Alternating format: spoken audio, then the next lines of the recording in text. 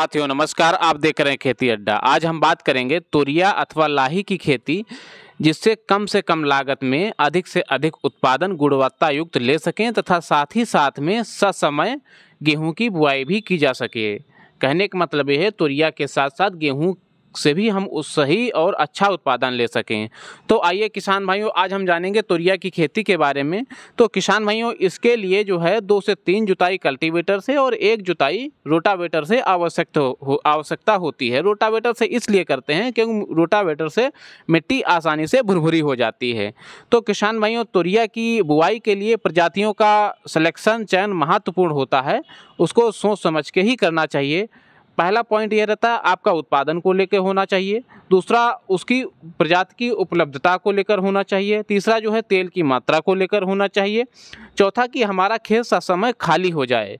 तो किसान भाई, उसके लिए मार्केट में बाजार में तमाम प्रकार की वैरायटियां हैं, जैसे PT 508 है, आज़ाद चेतना है, भवानी है जो सबसे कम दिन की प्रजाति है, 60, 70, 80 दिन की प्रजाति है, PT 30 है, टा 36 है जो पीली कलर की प्रजाति है, तपेश्वरी है, पीताम्बरी है। ये तमाम प्रकार की वैरायटियां रहती हैं। अगर किसान भाइयों तोरिया की बीज दर की बात करें तो 4 किलोग्राम प्रति हेक्टेयर बीज की आवश्यकता रहती है। जो बीज रहता है उसको किसान भाइयों 2.5 ग्राम थीराम से लेकर के प्रति किलोग्राम बीज को शोधित कर देना चाहिए। शोधित करने से फ़ायदा ये रहता है कि जो भी हमारी फफूंदी जनित बीमारियां होती हैं, चाहे वो बीज में हो या मृदा में हो, तो उससे हमको निदान मिल जाता है। अगर इसके समय की बात करें तोरिया की बुआई का, तो सितंबर का बीच वाला टाइम बहुत अच्छा रहता है। मध्य सितंबर बहुत अच्छा माना गया है। 2, 4, 6 दिन लेट चलता है, लेकिन पीक पीरियड जो इसका है वो मध्य सितंबर ही माना जाता है, जिससे हमारा ससमय गेहूं की बुआई के लिए खेत खाली हो जाता है। तोरिया की बुआई की विधि के बात करें तो सामान्यतः जो है छिटकवा विधि से की जाती है, लेकिन किसान भाइयों से अनुरोध है कि देसी हल से करें। देसी हल से जो है आपका जो पौधे से पौधे की दूरी है और जो है लाइन से लाइन की दूरी है, दोनों मेंटेन हो जाती हैं, जिससे हवा, प्रकाश, वायु संचार आदि जो है अच्छा हो जाता है। इसकी स्पेसिंग सामान्यतः 30 से 45 गुणे 10 से 15 सेंटीमीटर होती है। तो किसान भाइयों, इस प्रकार से आप जो है इसकी बुआई जो है सितंबर के मध्य में हर हाल में कर देना चाहिए। किसान भाइयों, इसके उर्वरक और खाद की मात्रा को जो है मृदा परीक्षण के आधार पर ही करना चाहिए।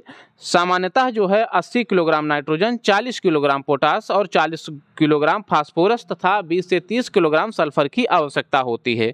किसान भाइयों, नाइट्रोजन जो है अगर कोशिश करें तो अमोनियम सल्फेट से दें। अमोनियम सल्फेट से देने से ये फ़ायदा रहता है कि आपको अमोनियम सल्फेट में ही यूरिया भी सल्फर भी आपको मिल जाता है। फास्फोरस जो है वो NPK अथवा DAP के माध्यम से भी देना चाहिए। और जो आपका पोटास है वो म्यूरेट ऑफ पोटास या पोटेशियम सल्फेट से दे सकते हैं। सल्फर की बात करें तो ये सल्फर बेंटोनाइट फार्म में भी आता है मार्केट में, और अन्य फार्म में भी आता है, या फिर आपको कहीं जिप्सम मिल जाता है तो उसको भी आप प्रयोग कर सकते हैं, क्योंकि जिप्सम में काफ़ी मात्रा में सल्फर पाया जाता है, जो कि सस्ता भी होता है और अच्छा भी होता है। आपका खेत का भी सुधार करता है और साथ ही साथ पौधे को सल्फर भी उपलब्ध करा देता है। तो किसान भाइयों, हो सके तो जिप्सम का सल्फर के लिए प्रयोग कर सकते हैं। किसान भाइयों, अगर हम बात करें खरपतवार नियंत्रण की, तो जो है ये एक प्रमुख समस्या है। इसके लिए पेंडामेथालिन जो 3.3 लीटर प्रति हेक्टेयर की दर से छिड़काव कर देना चाहिए। छिड़काव जो है 1, 2, 3 दिन के अंदर ही कर देना चाहिए। खरपतवार जो है फिर इसको छिड़क देने से 25 से 30 दिन जो है आपके खेत में कोई खर नहीं उगता है। उसके बाद अगर 1-2 खर हो भी जाते हैं तो उसकी खुरपी के माध्यम से उसको हटा देते हैं। इसकी सिंचाई की बात करें तो किसान भाइयों जो है 20 से 25 दिन के बाद एक सिंचाई अवश्य कर देनी चाहिए। दूसरी सिंचाई की अगर आवश्यकता है तो फलियों में दाना भरते समय आपको इसकी सिंचाई करनी है।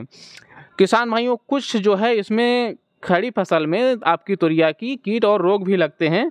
इसके लिए किसान भाइयों, इसका जो प्रमुख रोग है जो झुलसा है, जिसको रस्ट बोलते हैं, इसके लिए किसान भाइयों जो है इसके जो लक्षण होता है ये पत्ती, तना और फलियों तीनों पर इसका देखा जा सकता है। इसमें जो है फलियां पर जो है कई कत्थई रंग के धब्बे पड़ जाते हैं जो बाद में काले रंग में हो जाते हैं, ऐसा इसको देखा जा सकता है। इसके जो है उपचार के लिए एजाक्सिस्ट्रोबिन प्लस डाइफेनाकोनाजोल अथवा जो है एजाक्सिस्ट्रोबिन प्लस जो टेबुकोनाजोल, अगर ये इसमें से कोई एक नहीं है तब फिर आप कैप्टान प्लस हेक्साकोनाजोल का प्रयोग कर सकते हैं। इसके साथ में कुछ जो कीट रहते हैं जैसे आरा मक्खी है, माहू है, बालदार गिडार अथवा इसको भुंडली बोल देते हैं, अगर कीट का कोई प्रकोप है तो आप इमिडाक्लोपरिड का प्रयोग कर सकते हैं। तो किसान भाइयों, अच्छा उत्पादन के लिए और गुणवत्ता युक्त उत्पादन के लिए कुछ महत्वपूर्ण बातें भी ध्यान में रखना चाहिए। 15 से 20 दिन के बाद जो है अगर आपका जमाव घना हो गया है, सघन हो गया है, तो उसका विरलीकरण कर देना चाहिए ताकि जो है प्रकाश और हवा का संचार आसानी से हो सके और उसका जो व्यास है वो भी अच्छी तरीके से हो सके। इसके बाद जो पंक्ति में बुआई करना चाहिए। पंक्ति की में बुआई करने से क्या होता है कि हवा का संचार अच्छा हो जाएगा, प्रकाश भी आपको अच्छा पौधे को अच्छा मिल जाएगा। 25 से 30 दिन के बाद जो है सिंचाई अवश्य कर देनी चाहिए, जिससे जो है खाद और ब्यास जो हो अच्छा होता है। कीट और रोग पर भी विशेष पैनी नज़र रखना चाहिए। अगर कीट और रोग का प्रकोप हो जाता है तो तुरंत उसके उपचार करना चाहिए। अगर इस प्रकार से किसान भाइयों अगर तोरिया अथवा लाही की खेती करते हैं तो निसंदेह उत्पादन अच्छा और गुणवत्ता युक्त होगा और ससमय गेहूं की बुआई के लिए भी आपका खाली खेत जो है खाली हो जाएगा। धन्यवाद। अगर आपको जानकारी अच्छी लगी है तो प्लीज़ लाइक शेयर जरूर करिएगा। Thank you.